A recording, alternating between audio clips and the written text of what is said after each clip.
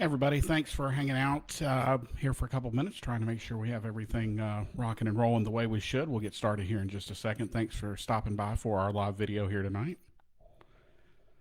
As we talk a little bit about the future of cruising, when you come in, there's a poll that asks about if you could, would you go on a cruise tomorrow? This is a judgment-free zone. There is no judgment here. Just yes, no, or maybe. We'll give everybody a couple more minutes here to get settled and get in, and we'll get started here in about 2 minutes.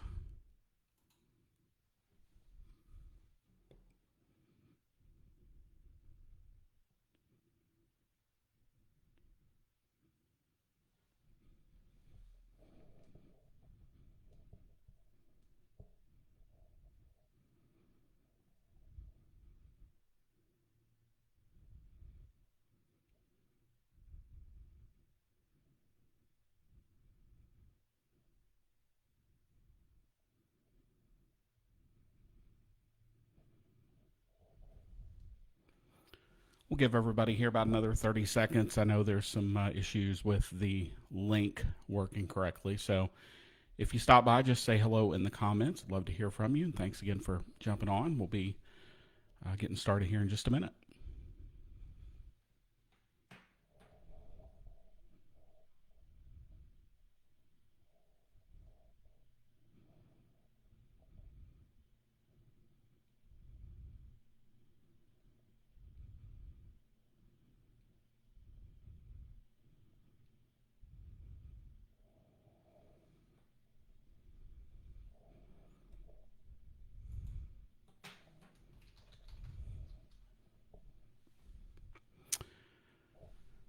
All right, give everybody about 30 more seconds here to get in, and we'll get started and go through this. And ready to get on a ship. I think I'm not alone. Be sure to fill out the poll question about if you could, would you go on a cruise tomorrow? And I will not judge you. I will not roll you down a hill, no matter what you say. And then also drop in the comments how many cruises you've been on. Interested to hear that as well. Give everybody here just about 15 more seconds.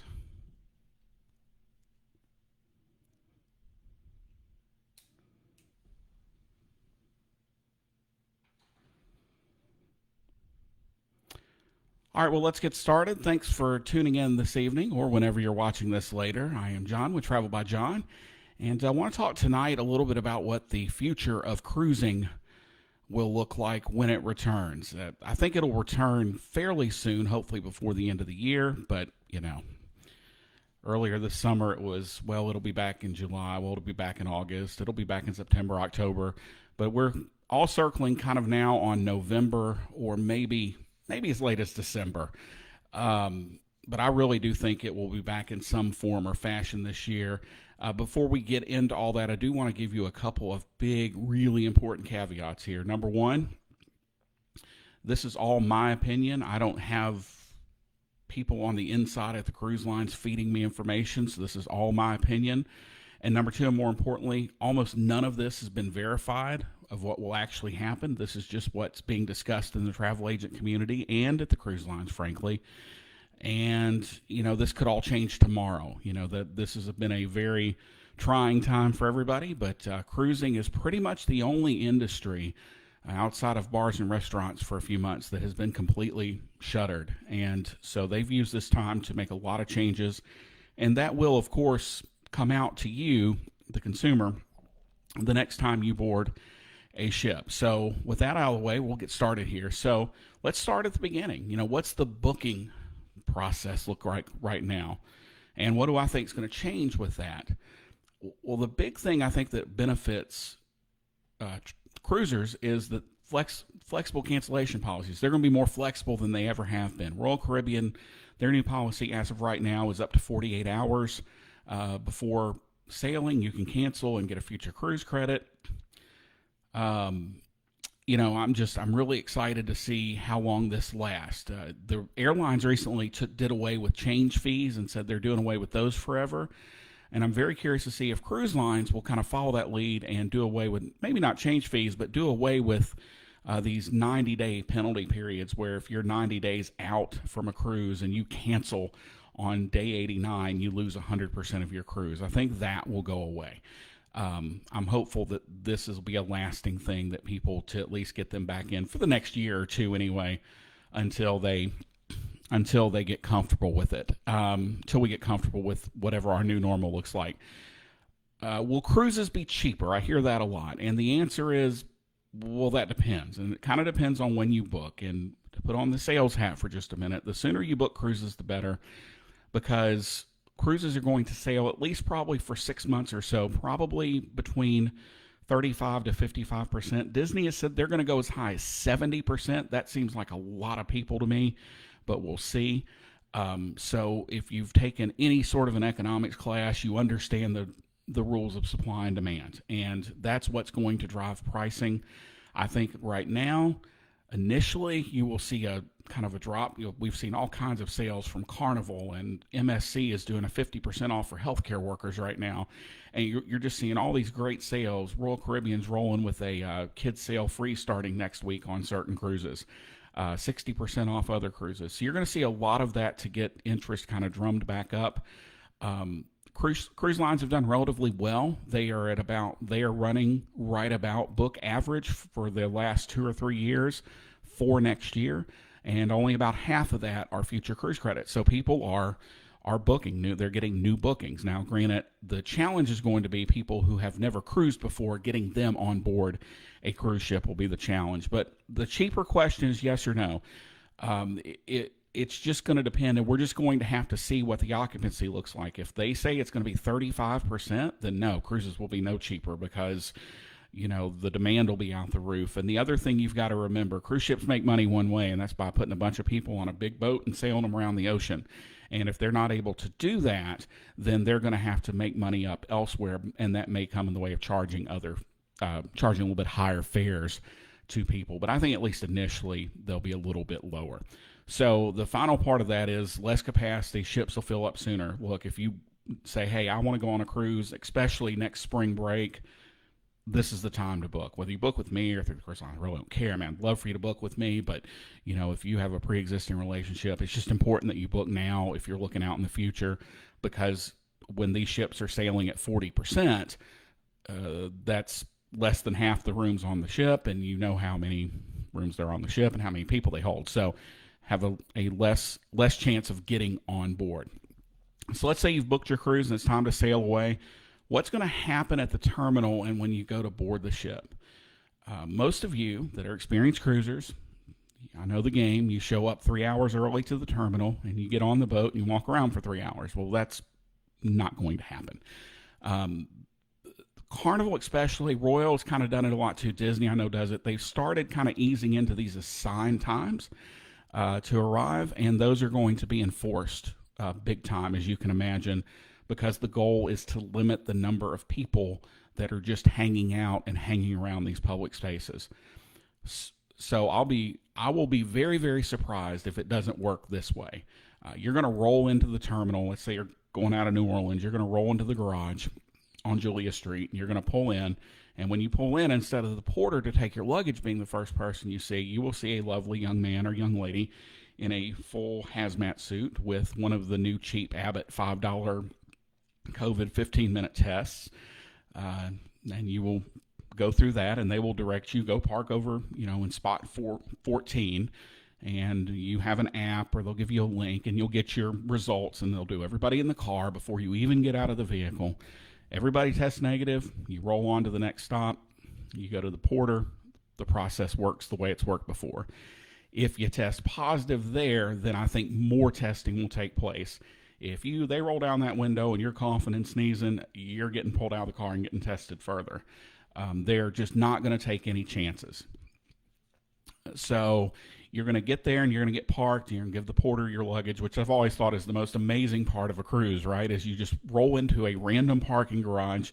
These random folks that you've never met roll up to your car, take all of your luggage, and it just magically appears in your room. It's crazy. But I think that will be obviously step number 2. And then when you go into the terminal, only a limited number of people will be allowed in the terminal at a time. And when you walk in the door of the terminal, somebody's going to take your temperature. When you go through security, somebody on the other side probably going to take your temperature. There won't be any lying about the health questionnaire anymore when they ask all the questions about where have you been, blah, blah, blah. You're going to have to be truthful. It's going to be more questions probably, and you may end up getting asked some of the same questions twice because DHS is not going to take any chances, and the cruise lines are certainly not going to take any chances.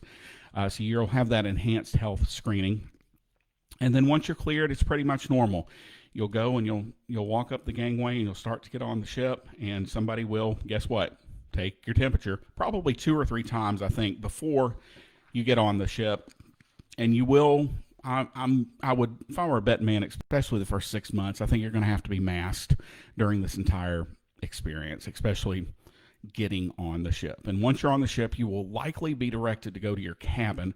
This has been a point of consternation from some because most people like to get on and walk around because their luggage isn't there yet, or whatever. Royal Caribbean, for instance, has, I know if you've cruised a lot, you have lots of joyous memories and great stories about the wonders and the joys of muster drill. Well, if you haven't cruised, muster drill is a safety drill where used to the way it worked is everybody stood outside in the hot sweltering sun on the deck, packed 7 deep and as far as you can see, while they showed you how to use the life jacket that you're not going to remember how to use if you have to use it at 2 a.m. And then you went on your merry way. Well, Royal Caribbean has come out with something called Muster 2.0, and it is where you can actually either do it on your stateroom TV or on your app on your smartphone, and then you will go to an attendant where you will get checked off, basically.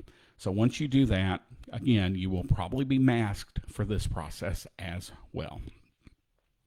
So everything's going to look a little different depending on which line you choose. Again, Royal's already come out with the Muster Drill 2.0.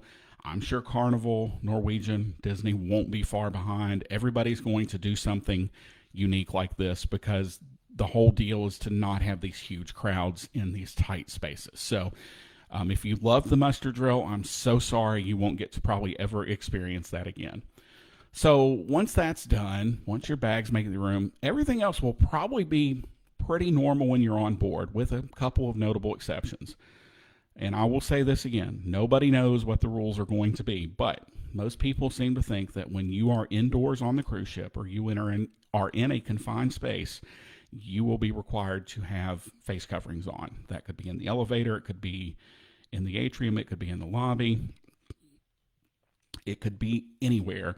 If you are indoors where there is recycled air, you are going to have a face mask. Or if you're in a situation where you cannot social distance outside, think the sail away party, when everybody is just jam-packed on Lido, they're going to ask you to have a face covering on. I don't know how much enforcement there will be, especially outside.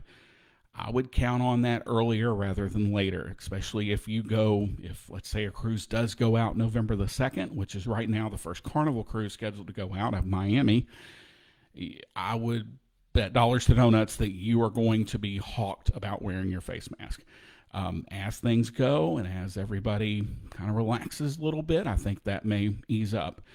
And there are also going to be far fewer deck chairs.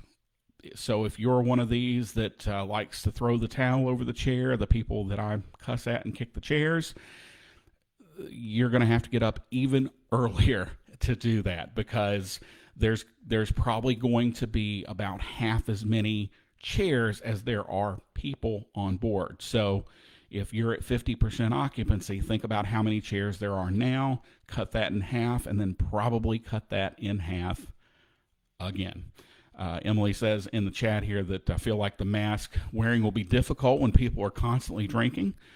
I think if you get drunk enough, you're not going to care if you're wearing a mask, and the people around you probably won't either.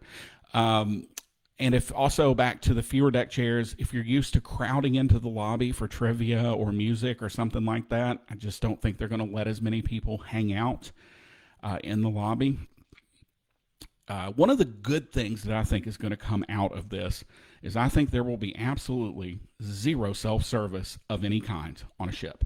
I think that The buffets will still be there, but you will have lovely gentlemen and young ladies with tongs serving you whatever you want on your plate. I don't think that you will be allowed to touch tongs, glasses, silverware, anything. There will be no touching anything that somebody else may touch. There will be an attendant for the ice cream machine. There will be an attendant for pizza. There will be an attendant for everything. They are just not going to allow people to touch things. Hey, Matt, thanks for jumping on with us. And you can also, I think, expect lots of temperature checks, whether you're going into the dining room, the theater, whatever. Wherever you're going on a ship where there are going to be other people, casinos, I'm really interested to see how they handle the comedy club. Very interested in that as well.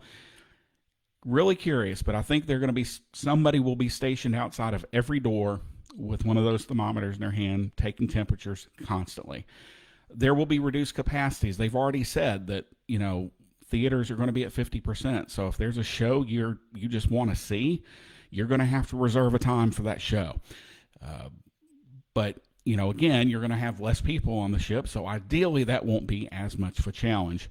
And there's going to be hand washing and sanitizer everywhere. And I mean everywhere. There's even talk of portable water stations in front of dining rooms where you will be required to wash your hands appropriately before walking into the dining room.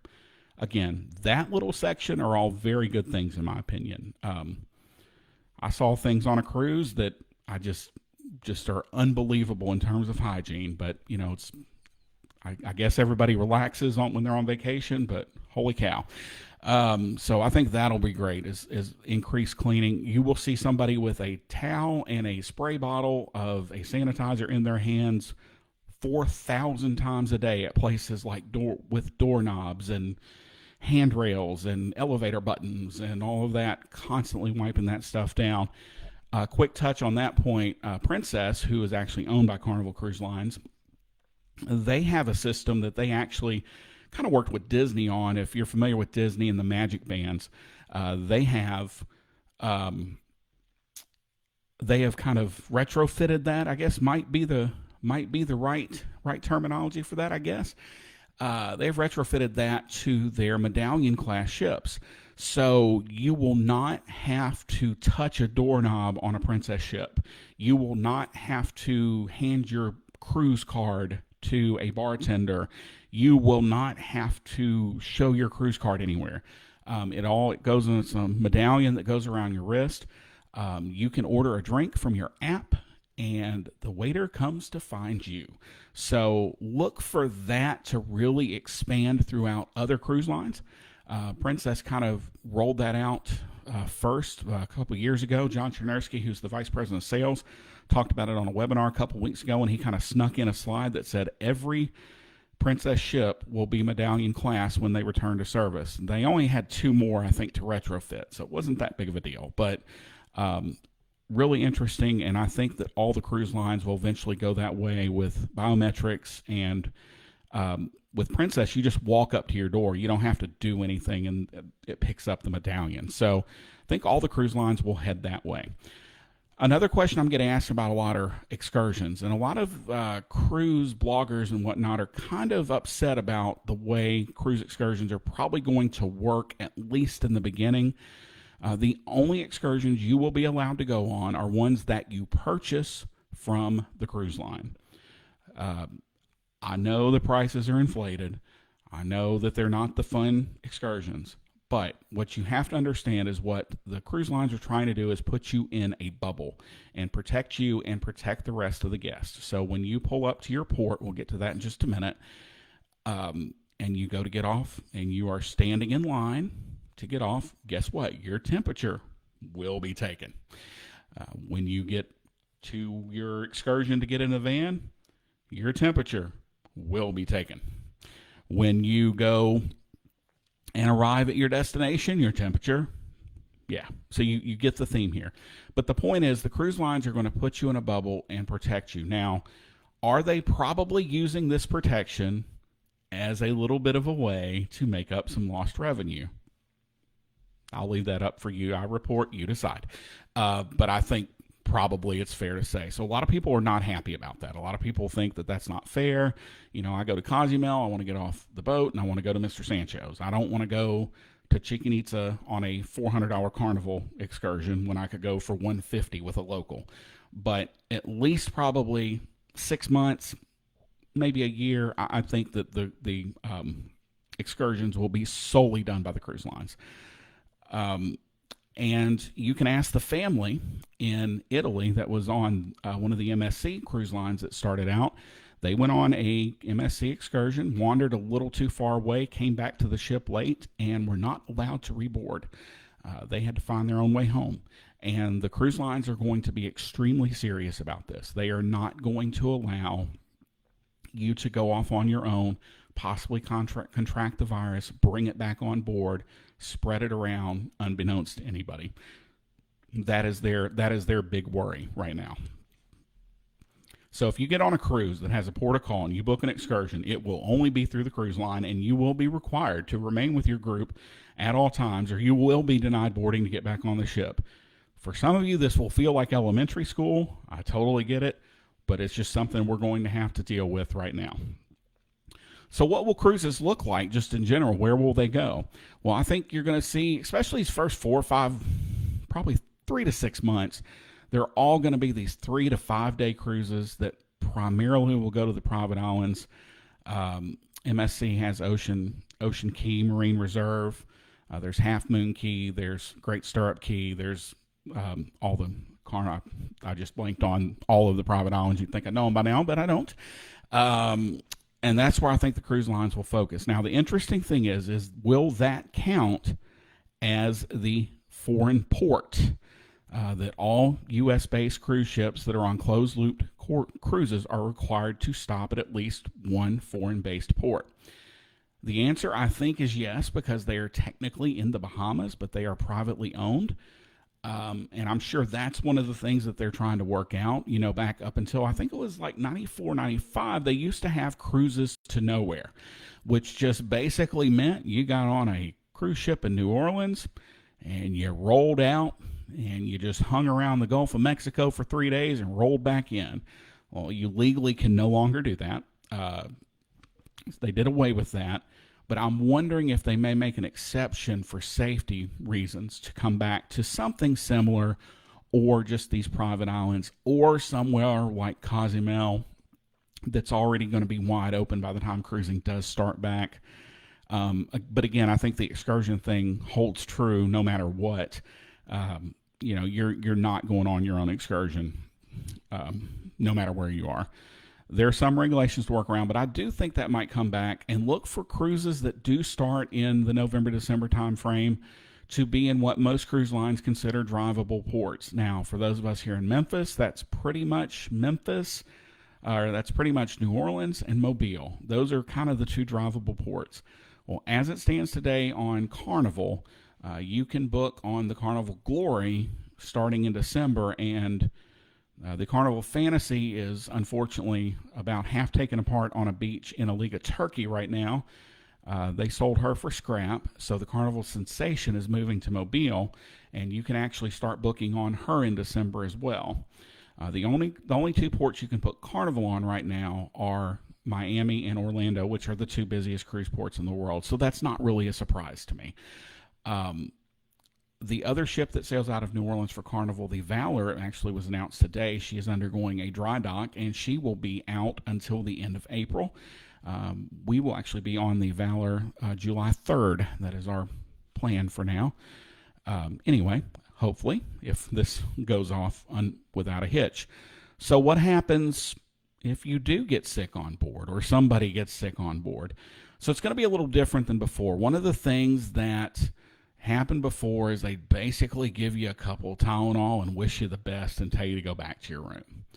Well, now what they've done is they have turned several of their cabins into isolation rooms. I know Norwegian has added ventilators. I think all of them will have at least 1 ventilator on board. Royal, on a couple of their ships, is going to have 6 ICU-like units. Who's going to be staffing that? I got a couple nurses on here right now. That's kind of up in the air. Nobody knows how they're going to do that.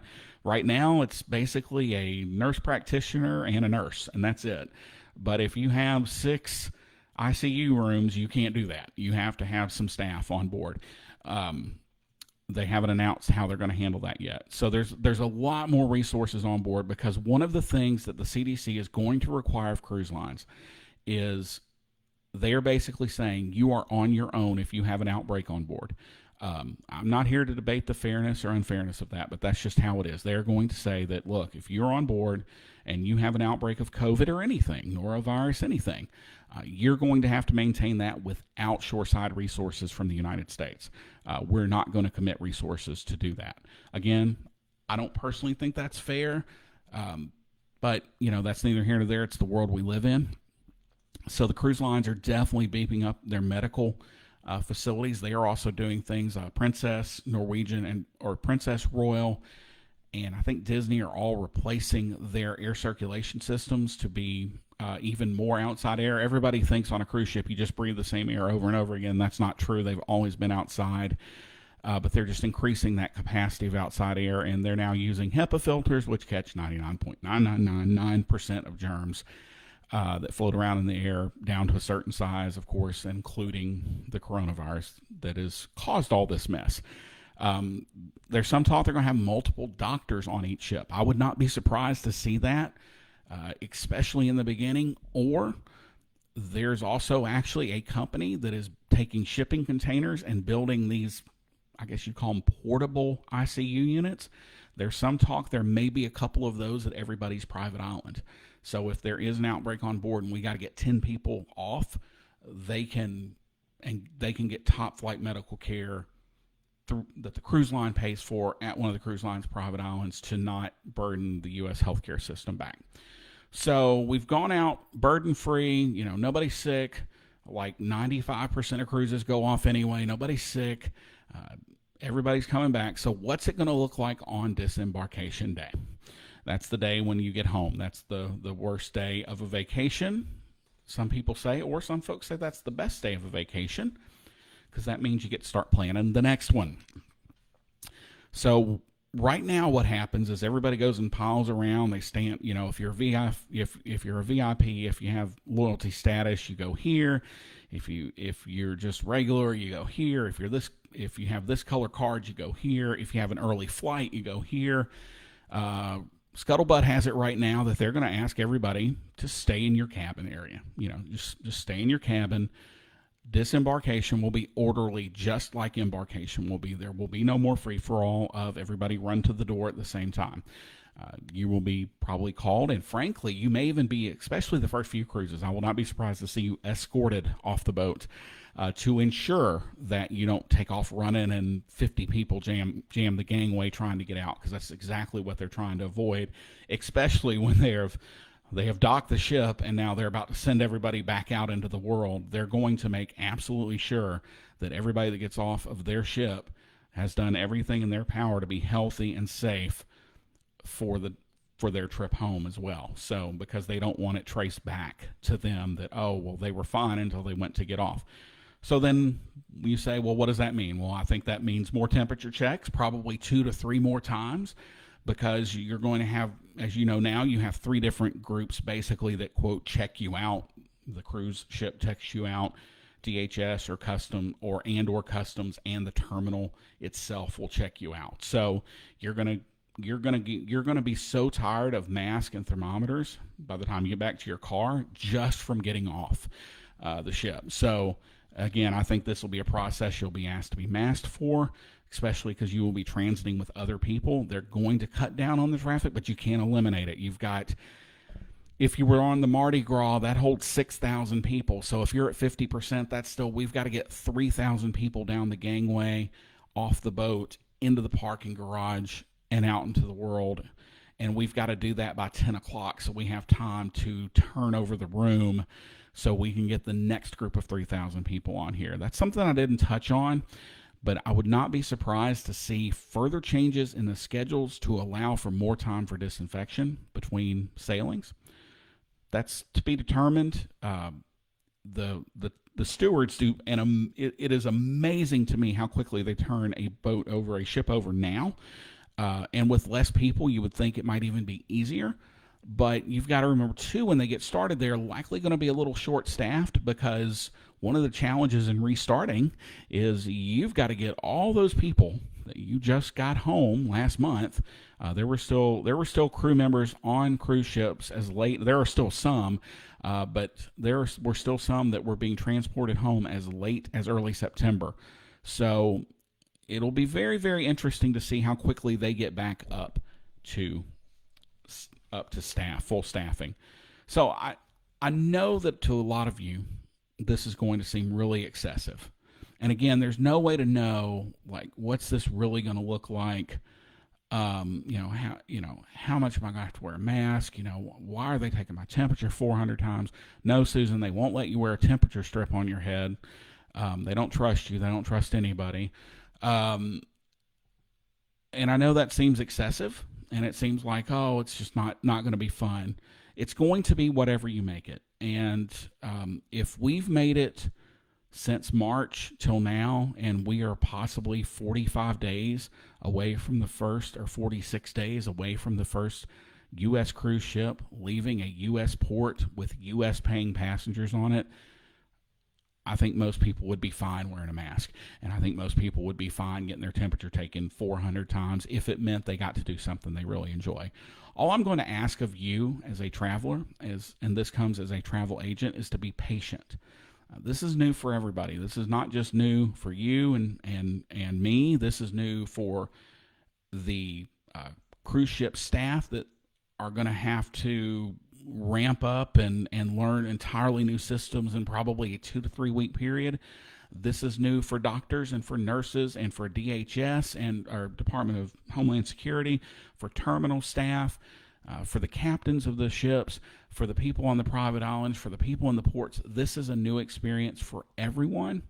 And I just ask that you be patient, because you've got to remember, they're going to be over the top careful right now, because there is no situation where they can afford to have another outbreak like they had on the Diamond Princess or the Ruby Princess. Because if they have that, many fellow travel agents and I agree that probably ends cruising in the United States. And none of us want that. So I think that if we will all just be patient and just take our time and understand that this is, I hate the phrase new normal, but it is new for everyone. And it's just going to take some time and some adjustment on our part and their part as well. And, look, they have, all kidding aside, they have spared no expense. I know that Norwegian and Royal have put together a blue ribbon panel that those folks ain't working for free, and they're some of the smartest people in the world coming up with these plans to try to figure out the safest way to do this. You ask me, will it be safe? I've told everybody that if there will not be a cleaner time to go on a cruise than in the next 12 to 18 months. Cruise ships will be cleaner and will be even less likely to pass disease around than they are now, which it's ridiculously low percentage anyway. It's like 1 in 55,000 with the norovirus, which is the disease most commonly associated with cruise ships. And they're going to take every precaution because they as a business can't afford it. And they frankly want happy customers, because happy customers come home and tell everybody how wonderful of a time they had. Well, that's it for tonight. We're going to do this again later when we have more information, when this changes again, and it will change again. Probably if you listen to this by the end of this week, it may be outdated. But you can just hit me up on Facebook or on Twitter at just_plain_John. On Twitter, I'm at Travel by John M on Facebook as well as on Instagram. And I'm happy to help you with any questions you have about, is it safe to do X? What about Y? I heard about this deal, whatever. I'm happy to help with questions. I really appreciate everybody jumping in. The poll ended up about like I thought it would. Ended up 50%, 50%. If travel advisors have done 100 of these polls. These are exactly how they have all ended up. There is a somewhat of a divide with cruising right now, so it's no surprise that people would be hesitant. And look, I mean, they're going to have to prove it to people that the Diamond Princess won't happen again. You know, we've said here in our house that my worry is not getting sick. My worry is getting stuck at sea for 2 weeks. And I know that sounds great to some people, but not if you're in an interior cabin. That's not great. Or not if you have a job that you have to come back to. So just be patient. We'll all get through this. If you have any questions, feel free to reach out to me or your travel advisor if you have one. And I appreciate everybody joining me tonight, and we'll see you guys again soon. Thanks a lot.